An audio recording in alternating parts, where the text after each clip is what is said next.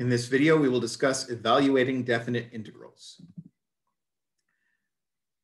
Here are properties of the definite integral. Let f and g be integrable functions. Then the integral from a to a of f of x dx is 0. The integral from a to b of f of x dx is equal to the negative of the integral from b to a of f of x dx. The integral from a to b of c times f of x dx is equal to c times the integral from a to b of f of x dx, where c is a constant. The integral from a to b of f of x plus or minus g of x dx is equal to the integral from a to b of f of x dx plus or minus the integral from a to b of g of x dx. And the integral from a to b of f of x dx is equal to the integral from a to c of f of x dx plus the integral from c to b of f of x dx, where a is less than c is less than b. Property 5 states that if c is a number lying between a and b, so that the the closed interval from a to b is divided into the closed intervals from a to c and from c to b, then the integral of f over the interval from a to b may be expressed as the sum of the integral of f over the interval from a to c and the integral of f over the interval from c to b. Property 5 has the following geometric interpretation when f is non-negative. By definition, the integral from a to b of f of x dx is the area of the region under the graph of y equals f of x from x equals a to x equals b. Similarly, we interpret the definite integrals, the integral from a to c of f of x dx and the integral from c to b of f of x dx, as the areas of the region under the graph of y from f of x, y equals f of x from x equals a to x equals c, and from x equals c to x equals b, respectively. Since the two regions do not overlap, we see that the integral from a to b of f of x dx is equal to the integral from a to c of f of x dx plus the integral from c to b of f of x dx. We can use the method of substitution with definite integrals by first translating it into an indefinite integral. There are two possible methods to use. Here's the first. We're going to evaluate the integral from 0 to 4 of x times the square root of 9 plus x squared dx. We first find the corresponding indefinite integral, which is I equals the integral of x times the square root of 9 plus x squared dx. We let u equal 9 plus x squared and du equal 2 dx. So x dx equals 1/2 du. Now, when x equals 0, u equals 9 plus 0 squared, which is 9. And when x equals 4, u equals 9 plus 4 squared, which is 25. Then I equals the integral from of 1/2 times the square root of u du, plus, which is 1/2 times the integral of u to the 1/2 du, which is equal to 1/3 u to the 3/2 plus c, which is 1/3 times 9 plus x squared to the 3/2 plus c.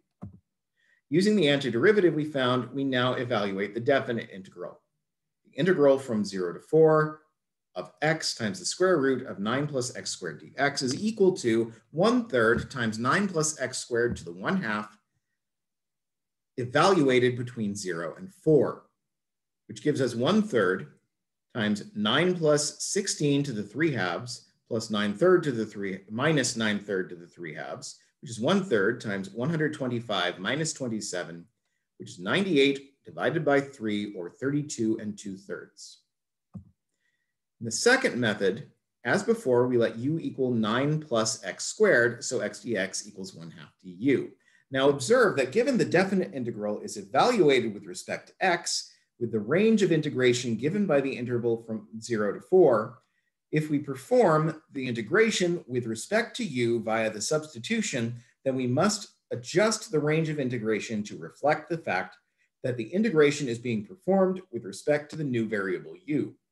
To determine the proper range of integration, note that when x equals 0, since u equals 9 plus x squared, u equals 9 plus 0 squared, which is 9, and when x equals 4, u equals 9 plus 4 squared, which is 25.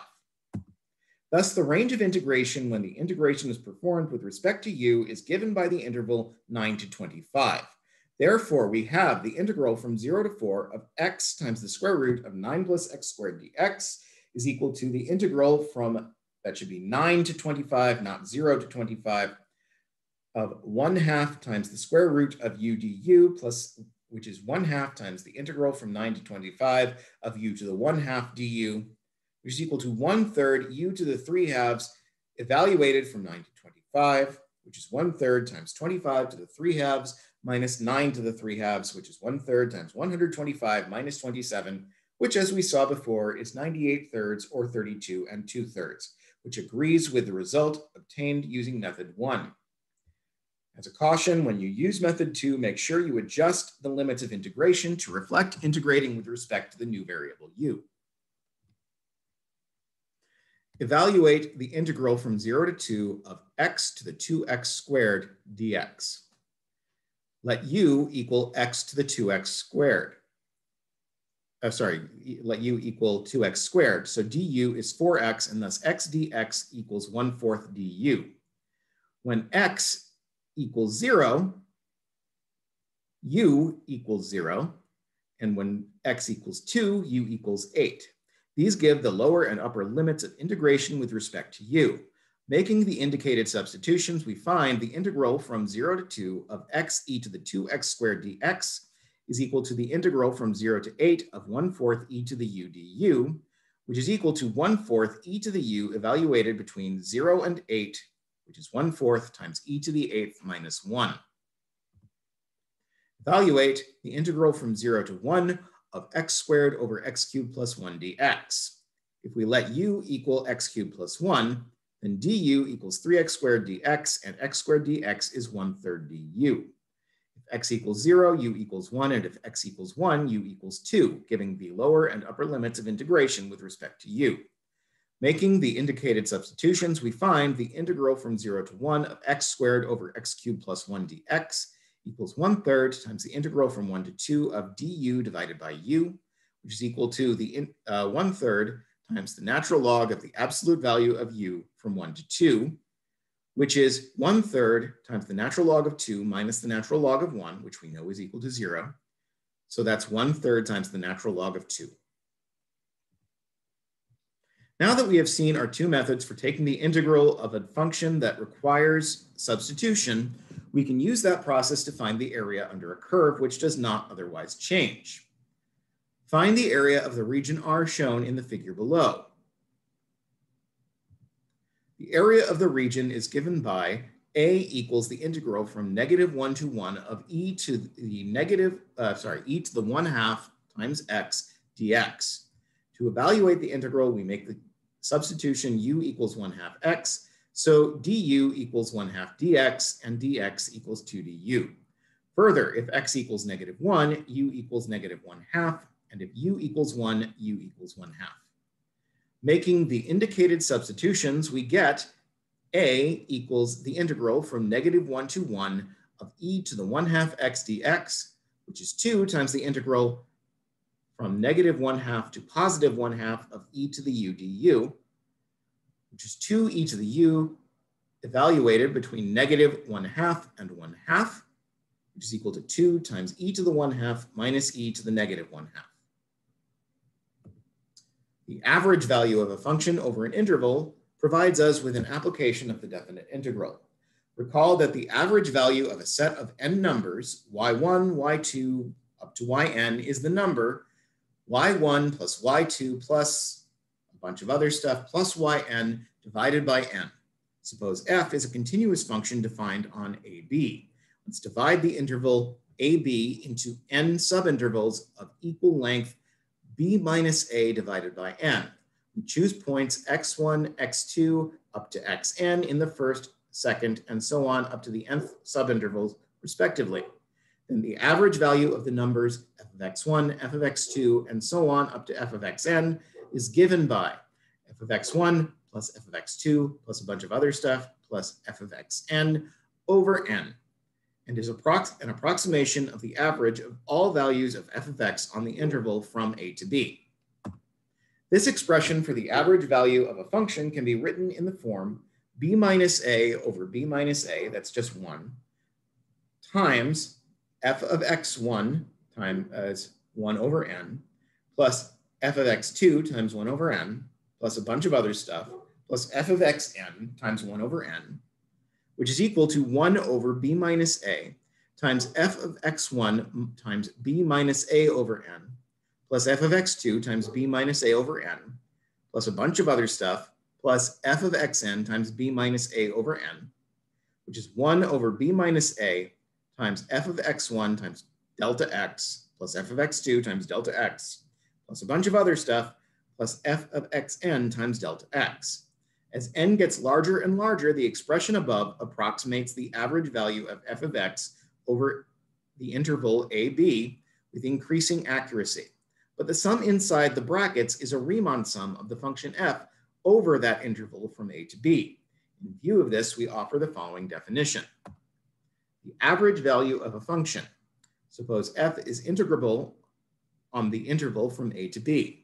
Then the average value of f over the interval from a to b is 1 over b minus a times the integral from a to b of f of x dx. Find the average value of the function f of x equals the square root of x over the interval from 0 to 4.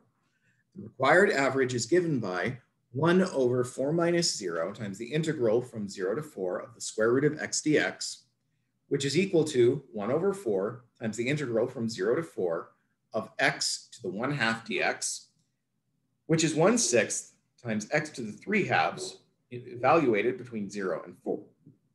Evaluated between 0 and 4, which is equal to 1/6 times 4 to the 3/2, which is 4/3. The interest rates charged by Madison Finance on auto loans for used cars over a 6-month period in 2014 are approximated by the function r of t equals negative 1/12 t cubed plus 7/8 t squared minus 3t plus 12, where 0 is less than or equal to t is less than or equal to 6, where t is measured in months and r of t is the annual percentage rate. What is the average rate on auto loans extended by Madison over the 6-month period?